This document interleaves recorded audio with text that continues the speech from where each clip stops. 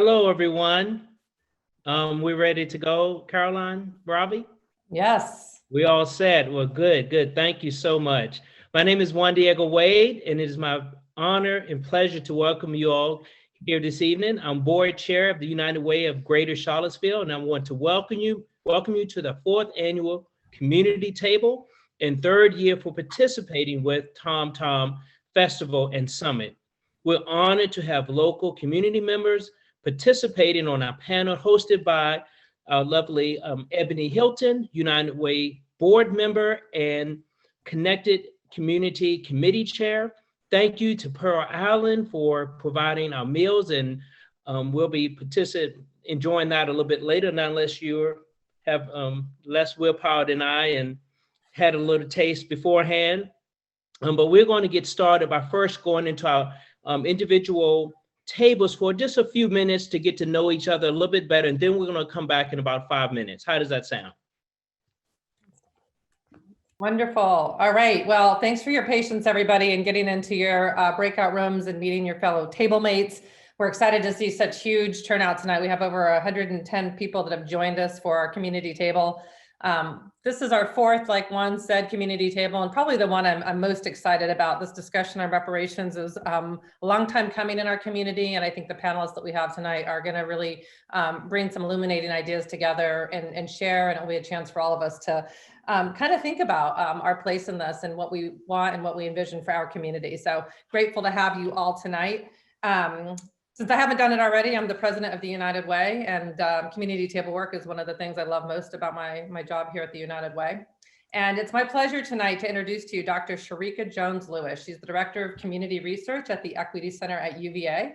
Dr. Lewis has attended our previous community table and will be introducing our panel tonight. And Sharika was actually at my table the last time we had UVA President Jim Ryan lead us in a discussion. Golly, it was last summer. It feels like a million years ago with COVID. So we're excited that she's now with the Equity Center. She was the assistant principal at the time and just left a huge impression on me.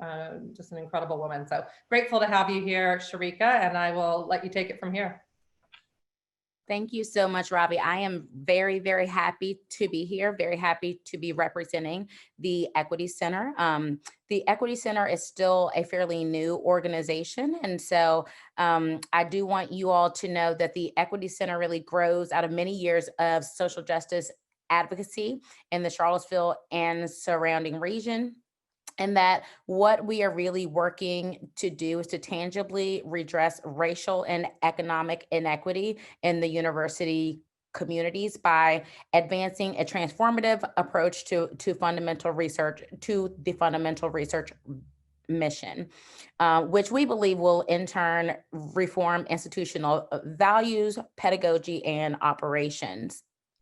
It's really important for us to express to the community that we envision UVA as a community that really serves the locals and serves all of our local communities by bringing rich resources to bear on the work of redressing poverty and racial inequality, and also equipping the students to lead in building a just society. We really support programs like the community table, the community table and the Equity Center and many, many others in the area can come together to create a coalition in order to help us to tangibly redress the racial and economic inequity in our communities. I feel really very honored to have the opportunity to introduce our moderator, Dr. Ebony Hilton.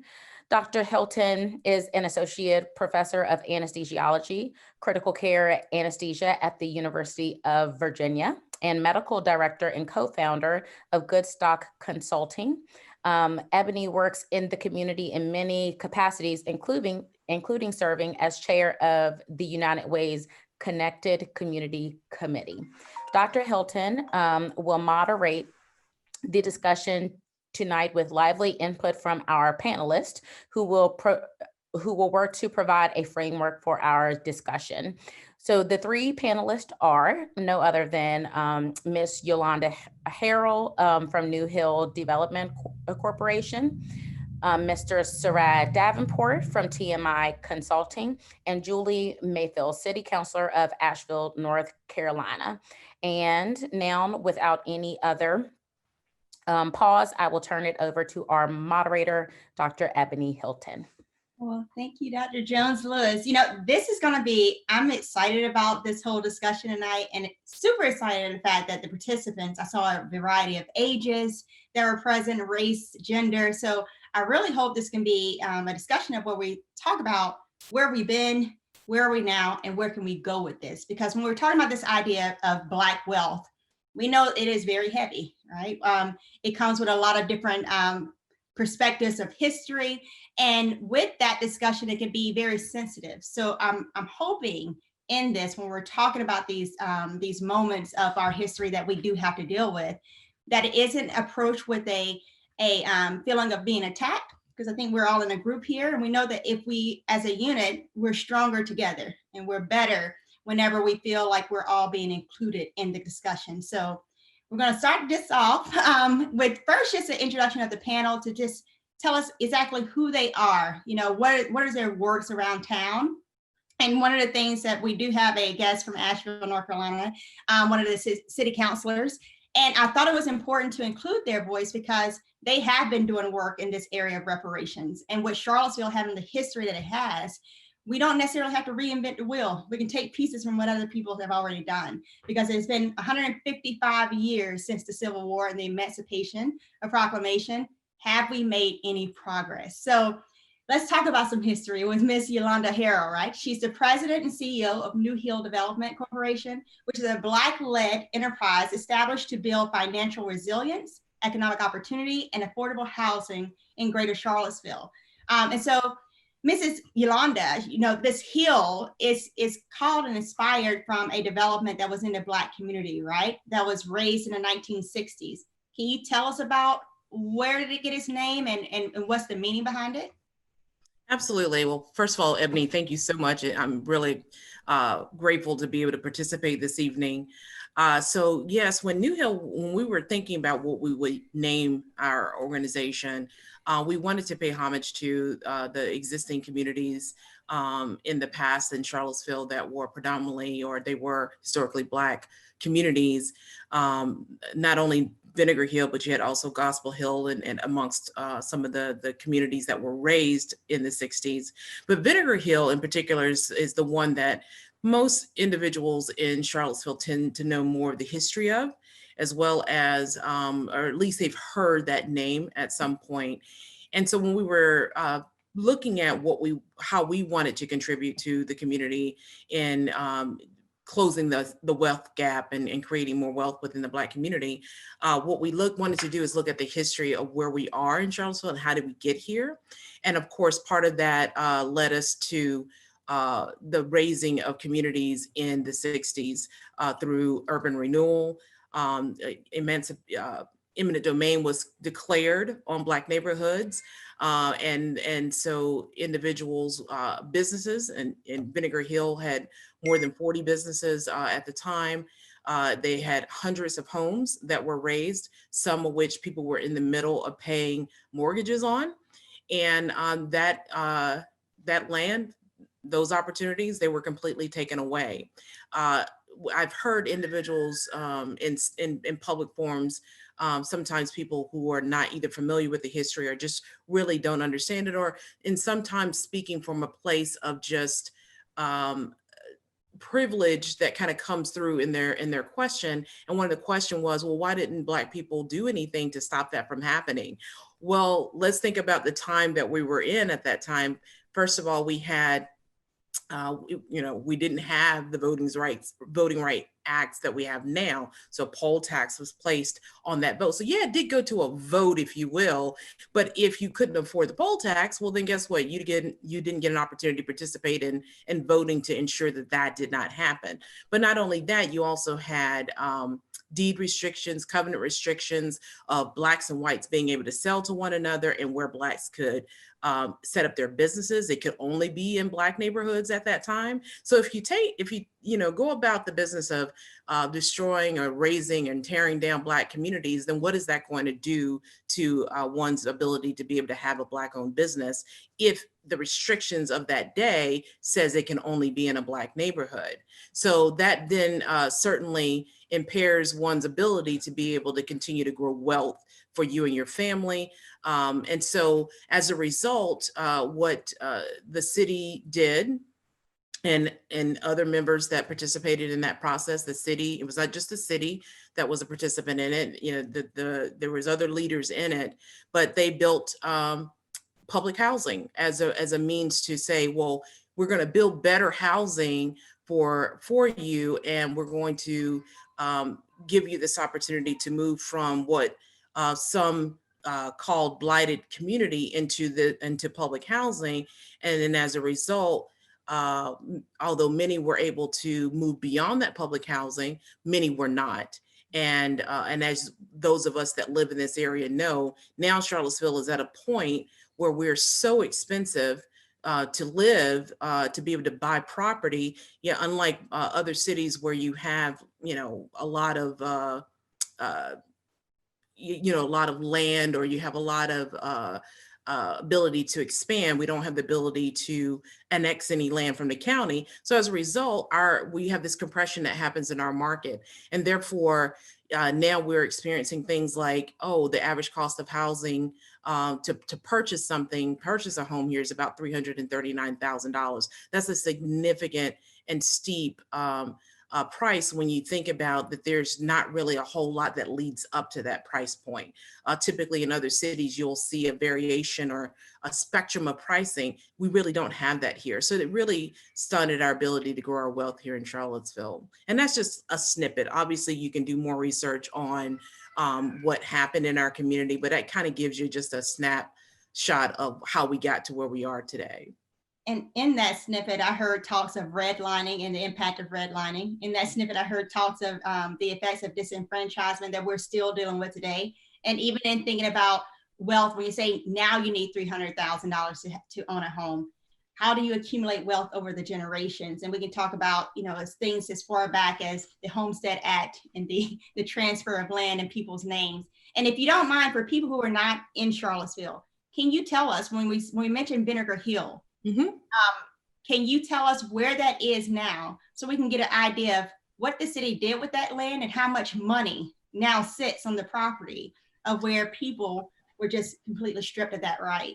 So Vinegar Hill was essentially in the heart of the city. So the former footprint of Vinegar Hill, it has been split into part of it going towards the Star Hill community, the other half going towards the downtown community. And so it was essentially this huge parcel of land that sat vacant for 20 years after it was raised. So initially going into it, it was this idea that, we're going to do these great, wonderful things with this land once we take it. That never really came into fruition because money, ran out. So those plans weren't really able to come into fruition. And so for 20 years, that land sat vacant, and members of our community had that owned homes there, that owned businesses there, had to basically witness the fact that this was taken from us, but yet what was said that it was needed for was never brought about. And so when you look at that parcel of land today, so you're looking like for those that have come into the city, maybe to the Jefferson School, to the African American Heritage Center, that's part of the Jefferson School, that's part of that area. And so it's kind of hard to tell how it is now because it looks a little bit different. You didn't have the McIntyre running through it then. And so that runs through it now. But that is essentially the heart of where it is. You've got on one swath of it, you've got the Omni Hotel that was built. Then you have in that kind of that middle piece, you have like where the McDonald's and the Wendy's and the Staples Shopping Center, that was part of it as well. And then, and it goes back a little bit further from there. But basically, it's still very much underutilized. from what it was then to where it is now. When you consider all the homes and the businesses that were there, you don't have anywhere near the level of density of property use that you had back then today. And so when we did some initial calculations of what that would be worth now in terms of for the homeowners, that if they had been able to keep their land, you're looking at upwards of, $100 million in today's prices of what was lost through eminent domain and the raising of a community.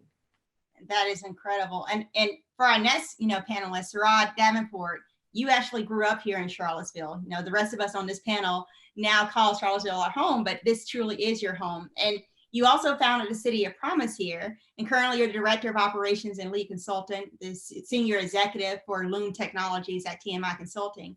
And that provides a diversity and inclusion consulting services, which builds this cohesive kind of community to encourage equitable workplaces. And you have a lot of experience with Black families to create opportunities for financial stability, education, and success. So how do you, through your work and through your knowing of the history of what your family has been here, if you could tell us that for one, but how do you see systemic racism impacting mobility for families from as far back as in 1960 with the raising of Vinegar Hill and even prior to? Yeah, so, how I frame all of these discussions, or how I have, come to frame all of these discussions is within the realm of health and economic mobility. And I think that, contextually today, we see how, health plays a major impact, kind of in society, and how certain segments of the population have been prevented from, holistic healthcare and the ability to thrive within community. And I've been really studying the last few years around this this concept called the social determinants of health, right? Got language now. Yeah, I figure, trying to get points with the doctor here, but in the social determinants of health, and we just did a series with Vinegar Hill magazine. Shout out to Eddie Harris, who's the founder of that. And we did a series on COVID back in March, and Jordy Yeager was one of the writers, and Charlottesville Tomorrow. And we centered that story around the social determinants of health.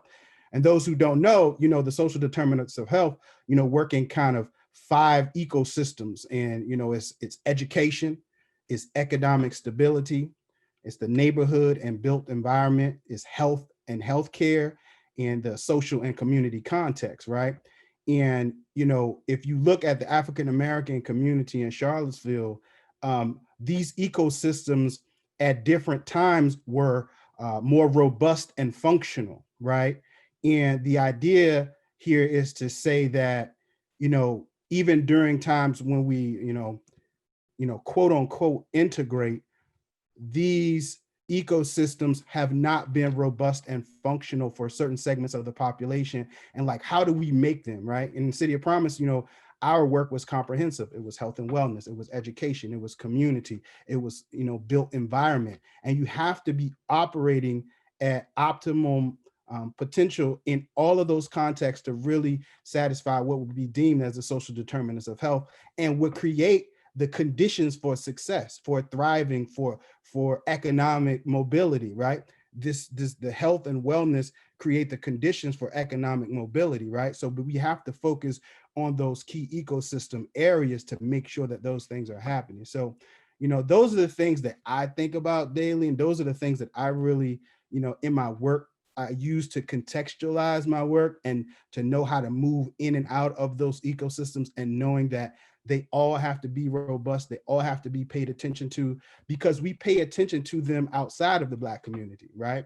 We make sure that, think about it, the kids that are struggling in the COVID epidemic, the pandemic, are parents who are, they're workers who have to be at work, right?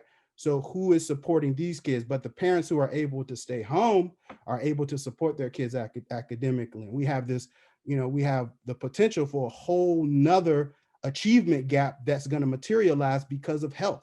And the achievement gap, exacerbates the wealth gap, right? So all of what I've learned kind of becomes centering around the social determinants of health and those kind of ecosystem areas that are not robust in the African American community. We have to build them up, and it's a question of humanity, right?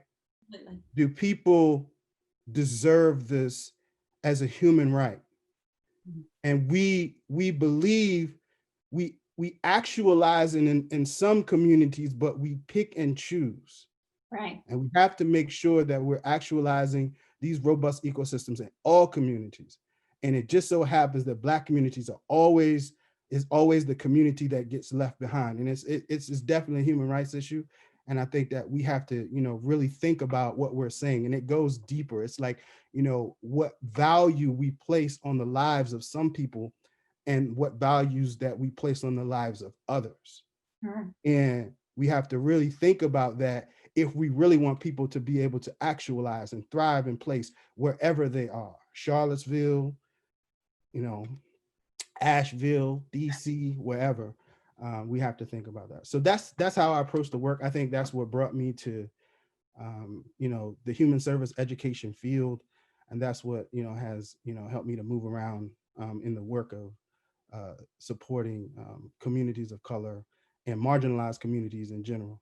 Right. I mean, it is incredible when you hear, Miss Yolanda say that Vinegar Hill was paved over and a McDonald's, a Wendy's, and a Staples, and a parking lot was placed in its place. When we're talking about the social determinants of health, those food eateries, and if anyone works there, sorry, but those food eateries that were placed there are not healthy food options for people of color. And particularly, we know that those are included and kind of contribute to hypertension, diabetes. And so there is a cyclic pattern to it too. When you're talking about even housing, we know that local schools, they get funding from local tax dollars. Local tax dollars come from property taxes. If you don't own that home, or if your home is devalued, your school is also going to be, underfunded. And so everything is kind of tied to each other.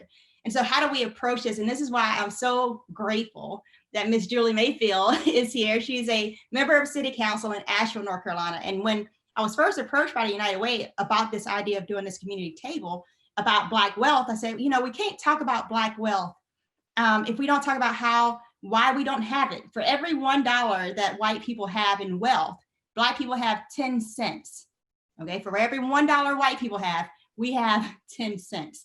And the question is why, right? And so the city of Asheville has done some tremendous work, I think, groundbreaking work, in that they are taking this idea of what does reparations look like? Can it be possible?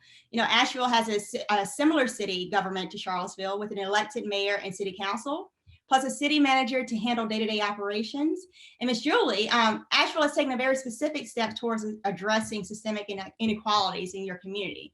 Namely, you passed a resolution on reparations for African Americans. Now, the idea of reparations can be controversial to some. In fact, in I think it was a survey that was done by the Associated Press back in October of last year, 74% of African Americans were in favor of reparations, and 85% of Caucasian Americans were opposed to it, right? So we can see that this is definitely one of these kind of moments of where we can tilt. But what drove Asheville to say that this is something that we need to start at least approaching to make amends for the wrongs that were done, and trying to get this balance of the wealth gap that is estimated to take another 250 to 270 years before we start to close this wealth gap? What made you guys say, I'll take that first step? Julie, can you hear me? Let's see. We still on? I can't hear you for whatever reason. You can't hear her either.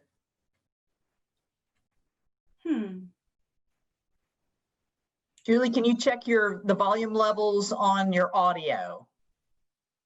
It's up there. Maybe if you guys, we are learning this thing. The wonders of technology. Can you say something now? Who's this Ben? Is the tech guy, huh? So I heard her speak earlier. So when we're talking about 9:15 or 6:15, So Right. Call in, Julie. That might be a way to do it. Yeah, maybe if we call in. Oh no. Because I mean, so I guess we can talk, let's talk in general then until we figure out Miss Julie's, maybe she can call in and that will help. But to pitch the question to Miss Yolanda and Mr. Surratt, whenever we hear reparations, we know right after the Civil War, even before the Civil War was completed, there was a claim to have, reparations, right? And we hear the slogan, 40 acres and a mule, right? Of which I'm still waiting for my family's 40 acres.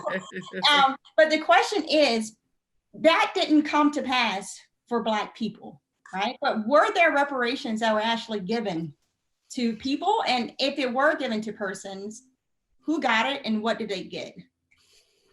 So yeah, so reparations were given, but they were given to slave owners.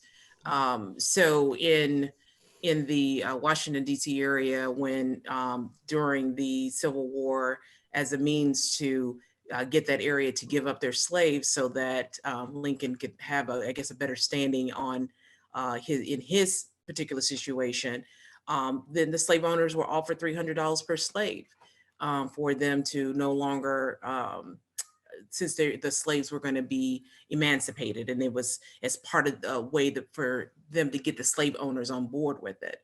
And so 300 per slave. 300 per slave. And I think they say that equates to about like $8,000 today in today's money. But when you think about that, it's like, okay, so we have done reparations. We just haven't done it for the victims. We've done, but I would imagine, I guess during that time period, maybe they consider themselves as victims, but it certainly has not been for the Black community. And then there was a period of time where down in the South Carolina area where there was that 40 acres and a mule, but then that was reversed. So there was a period where people were starting to get that, but then they did immediately got reversed. So, Right. so maybe you want to add a little more to that. Yeah, I'll just go in a different direction. There's a scholar that I follow a lot. Her name is Dr. Gloria Ladson-Billing. A lot of you may know her. She used to be at the University of Wisconsin, and she introduced this concept years ago that I learned of called the it was called there is a debt, right, to African Americans. So there is a great contribution that African Americans have made to America, and they have not been compensated for, right? So, there's a great debt, and everybody knows that's a reality. And this debt, is not something that people should feel bad about personally, but institutions participate in creating this debt. So institutions should be responsible for making sure that this debt is, satisfied and this debt is paid, right? So, and the logistics of how that done. So fundamentally, I think that, the logic around paying for that debt is solid. It's secure, right? Now the logistics are the things that have to be worked out. So I won't talk a lot about, the logic is there, but the logistics are the things that need to be worked out. And it's incredible because, sometimes people may say, well, okay, yes, they gave $300 for every slave, this was a person, but they gave $300 for people who own slaves. And they gave actually the slave owners, they gave them that land back that was going to be allocated towards the slaves. They said, okay, you can keep your land. We're going to give you money for these enslaved persons. And we're going to say our deal is set to maintain this union. But it goes beyond that. Some families may say, well, my family didn't own slaves, so that wasn't me. But if you're in the Midwest, or you have family members who are in the Midwest, and they were the recipients of the Homestead Act of the 1863-ish, where you basically were given 100 up to 160 acres of land for free by the federal government. The federal government also gave you consultants to teach you how to farm. And that's why when you look at the Midwest, they have lots of land and everyone's a farmer, right?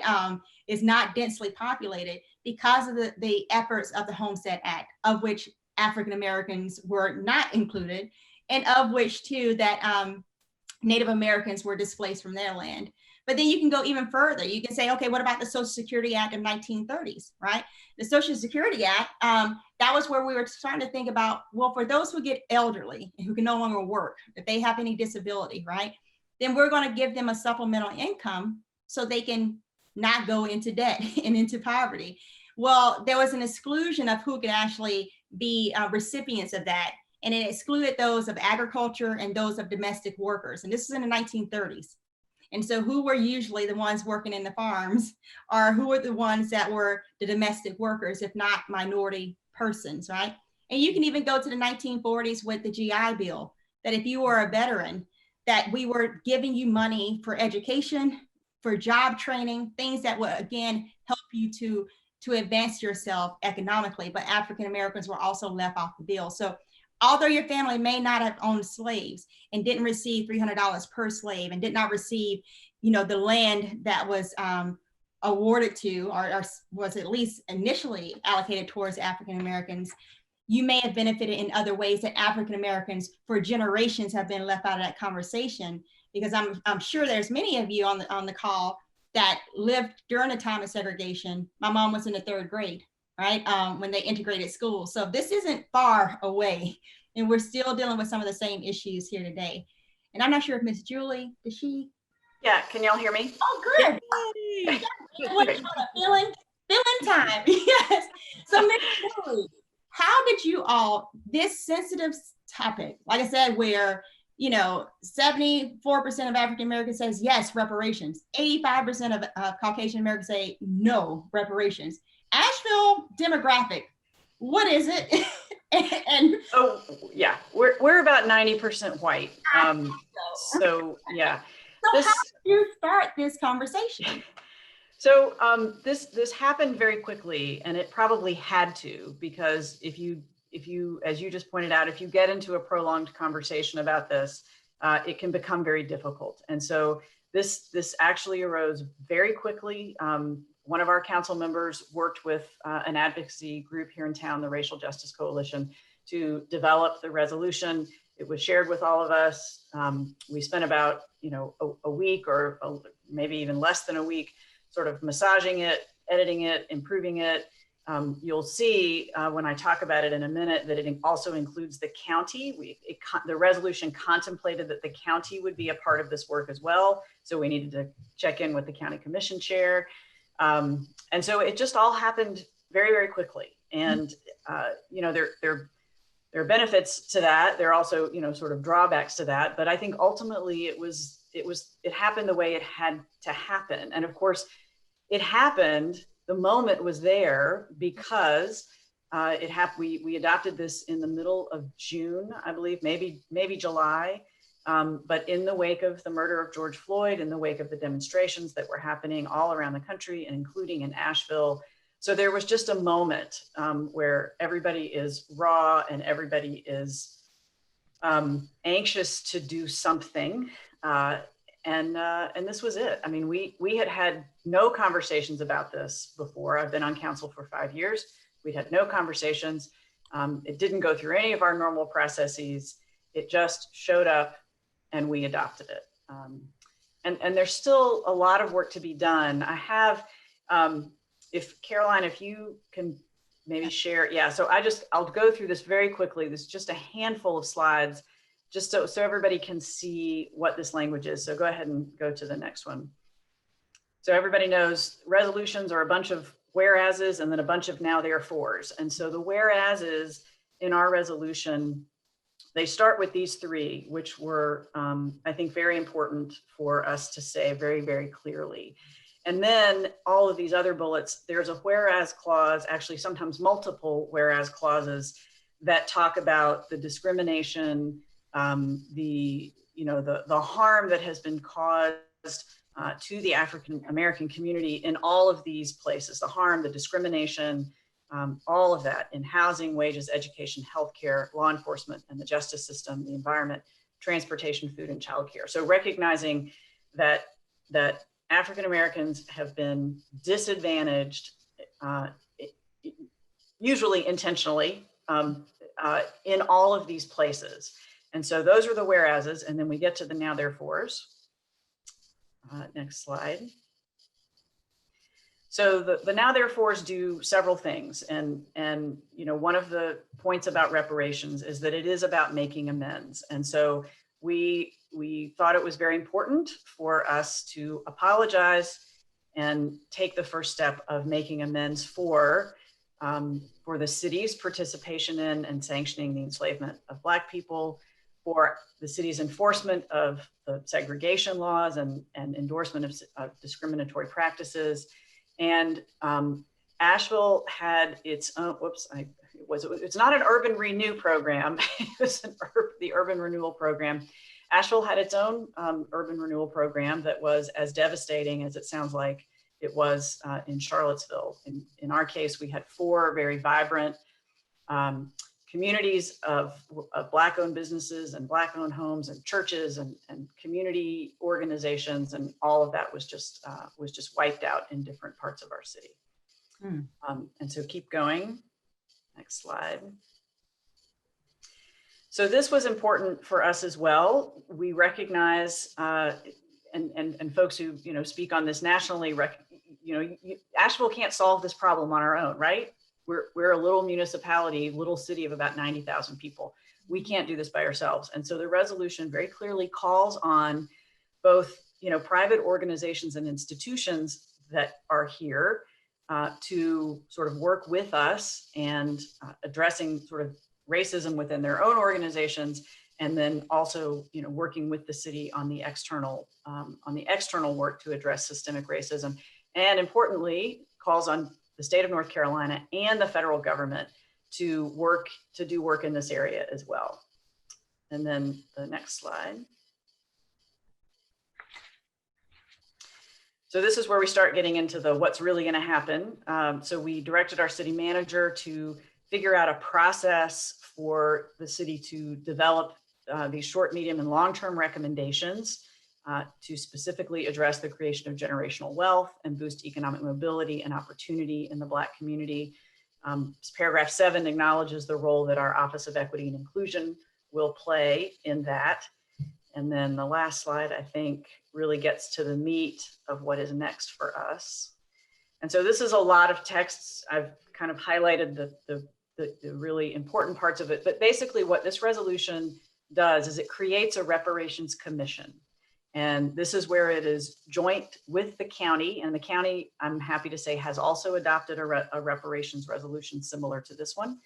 But the city and the county will jointly convene this reparations commission over the course of the next year. And then that group will start to work on, again, identifying those recommendations, identifying strategies for us to help build generational wealth and address the ongoing discrimination that exists in our community. So this is the what's next, and we're kind of taking our first step on this tomorrow night at our council meeting. We're adopting a resolution that kind of freezes in place and commits us to not dispose of any of the land that the city acquired during urban renewal, with a couple of exceptions related to deals that are well underway and kind of already contractual.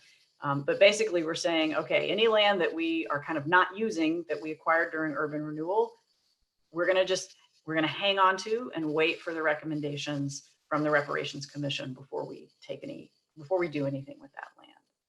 That's it. And with your commission, who comprises that panel? The Reparations Commission. So it has not been convened yet. There's a normal process for how we do this. I'm sure y'all have this too. People apply to be on local government commissions, and then the local governments make those decisions. I think we might need to have a different process for this. One that is actually a little bit more community based, and where the community maybe has a say in who sits on this, because this is, we have a lot of boards and commissions, but this is, probably going to be the most important one in our lifetimes to deal with. Incredible.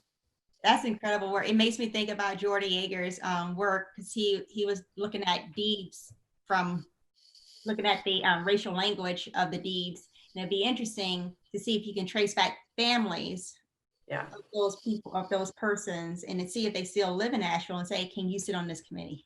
So we Yeah, can, so we know that many of the people whose families were displaced do still live here. I mean, those people still live here. Again, for us, this just happened in the 60s and 70s. So it is very recent. There are people alive today who are not all that old, who remember losing their homes and remember being moved, Yolanda, as you said, from a home that they had grown up in and lived in and owned into public housing. You know, it's a tragic, it's a tragedy, and we are still feeling the repercussions of this every day in Asheville, because there is still so much mistrust between the Black community in Asheville and city government, and it's just the divide is enormous, and it traces back to a lot of things, but I think the urban renewal is the most important of those in creating that mistrust. it's unfortunate. I feel like that I was 18 years in Charleston, South Carolina, before moving here about 2 years ago. And in Charleston, you can definitely feel a racial divide. And when I got to Charlottesville, I was like, you know, it's this very cool and progressive city, despite whatever I heard. Literally, I moved here the anniversary of, unfortunate, the events of August. And so I was really nervous, but it's things like this of where people are saying, there's 108 participants saying that we want to figure out something. So I'm really grateful that you're here sharing your expertise. And I think we might be at a time where we're supposed to actually get to work and take what we've learned in this panel discussion, break out into our small groups to figure out where are we now, and how do we push forward to try to correct this imbalance and make up for lost time. So these are, I'm not sure if I'm supposed to introduce this part or not, but these are the table discussion questions that we're asking each group to consider. So one, what barriers have you experienced in building wealth? And, you know, I'm hoping that we do have diverse groups that can kind of share what they're only experiencing. Have you had any barriers? Some people may say, I didn't have any barriers. I was, you know, given a wedding gift of $40,000 from my parents. That's important for people to know, to see how different life can be. But the second question being, Charlottesville has few Black-owned businesses. How does this impact you personally and our community as a whole? Or do you even recognize, again, if you're not African-American, have you even recognized, or does it trigger a thought in your mind of how many Black-owned businesses? Because sometimes I don't think it crosses our radar. And then how do you feel reparations might be made to the Black community in Charlottesville in particular, given the history, the rich history of what it means to be African-American in this town? So. Yeah, and Ebony, I'll just jump in. Thanks for introducing the topics. We'll have about 30 minutes at the tables, and then we're going to come back together and share out with a broader group. So we may run a little over the original time frame just because we got going a little later, but yeah, so we'll look forward to seeing everybody back in 30 minutes, and it might take a minute while we break everybody out again into their individual table groups. But each table will have a host, and the host will help guide the discussion. Welcome everybody back, and I'm hoping that your conversations in your breakout sessions were great. You met some new people, shared some new ideas tonight. 8 o'clock was kind of our stopping point, but we want to give everybody a chance to share out with a broader group some of the things that came up. And so I want to put that out to some of our table hosts. If you want to go ahead and share anything that came up in your group tonight relative to the panel discussion, or even if you have a question for one of the panelists, something that was shared out this evening, this would be a great time. You can put it in the chat session if that works for you, and I'll be keeping an eye on that. So I know that Juan, I think you were going to maybe share out some information. There was also a question that came up about community land trust and cooperative ownership can be a ladder to wealth building. I'm not sure if anybody wanted to comment on that on the panel. I can comment on that. So I think that definitely land trusts has a place on the ladder. There are some positive things that land trusts have the ability to do in terms of holding a property to a more affordable place long-term, affordable price point. But then there's also limitations to it as well, where when that homeowner, if they choose to sell that property, let's say it's a home, they choose to sell that property, then typically the way a lot of them work is that they can only sell it at 25% of its appreciative value. So, you know, as an example, if it's gone up $20,000 in value, they can only sell it at its original sale price plus the $5,000 that it's or 4,000, whatever it is, that it's gone up to now. The other aspect of it is that the homeowner doesn't own the land. So the land stays with the trust.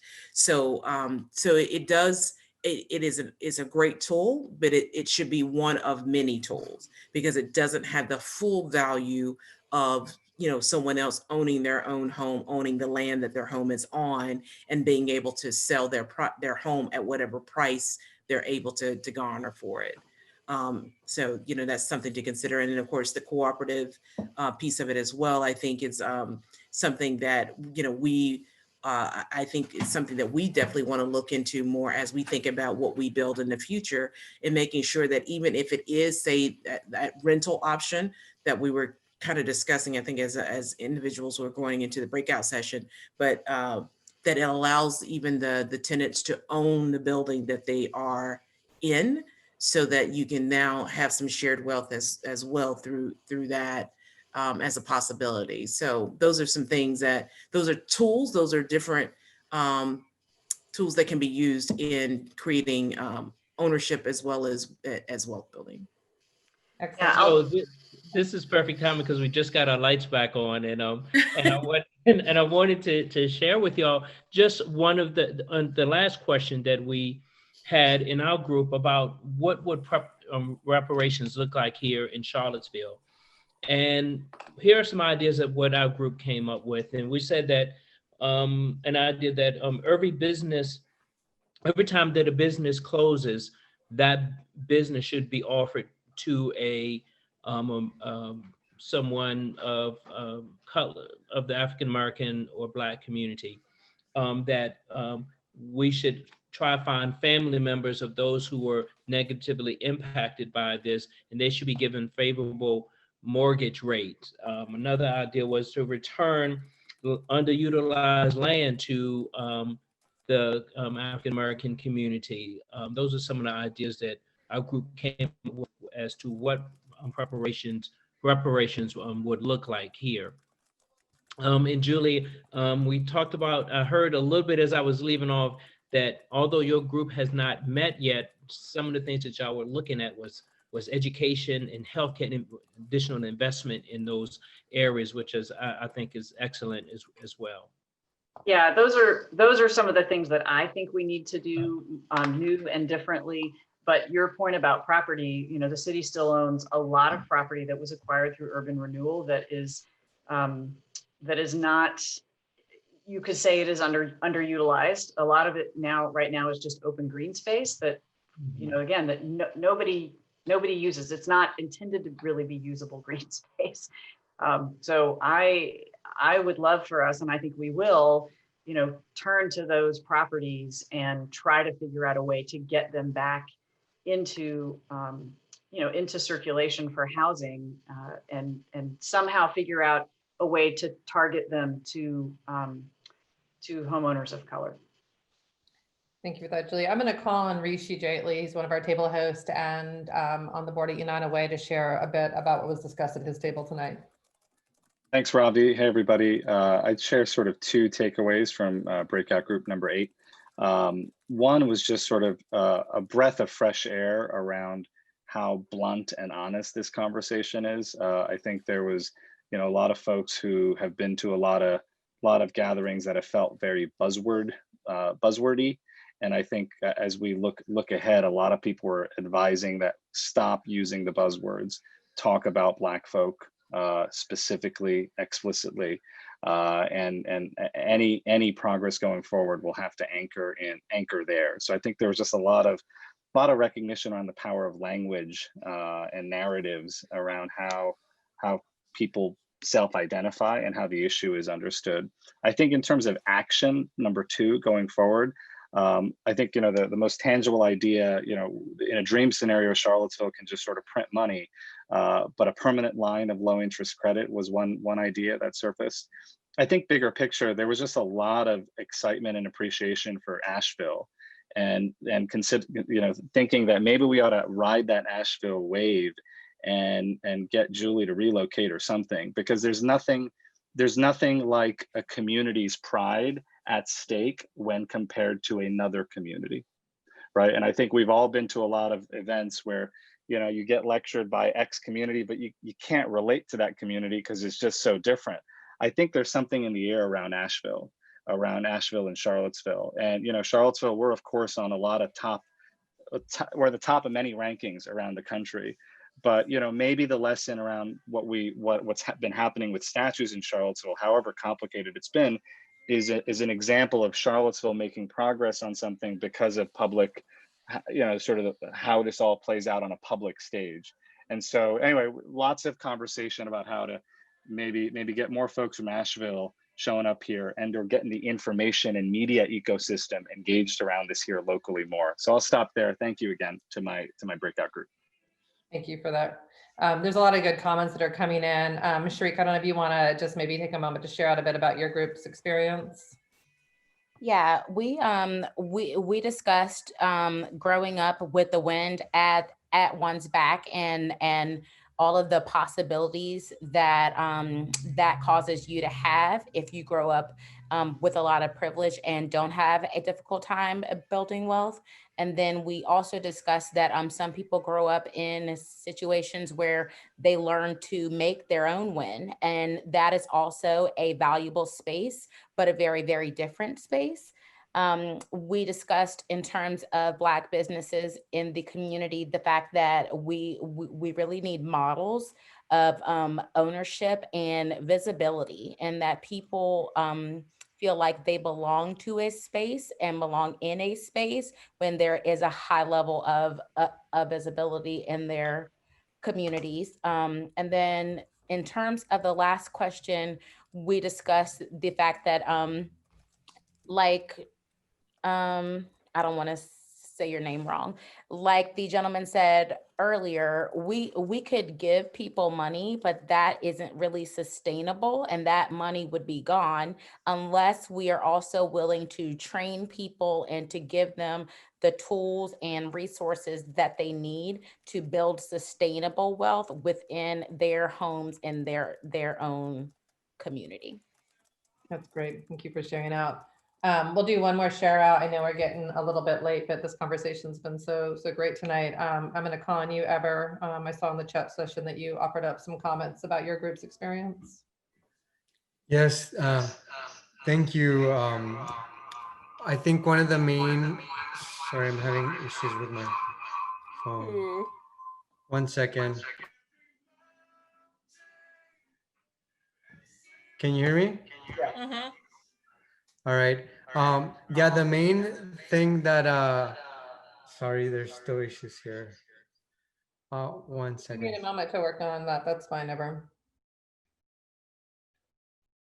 Yeah, I'll give you a moment. I was going to also call on Bellamy if you're still here to share a little bit about your group, if you're able.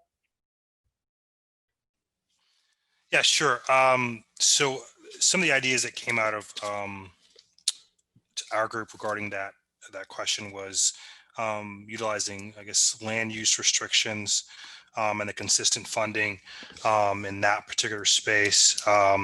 Some financially based and policy based, I guess, ideas as opposed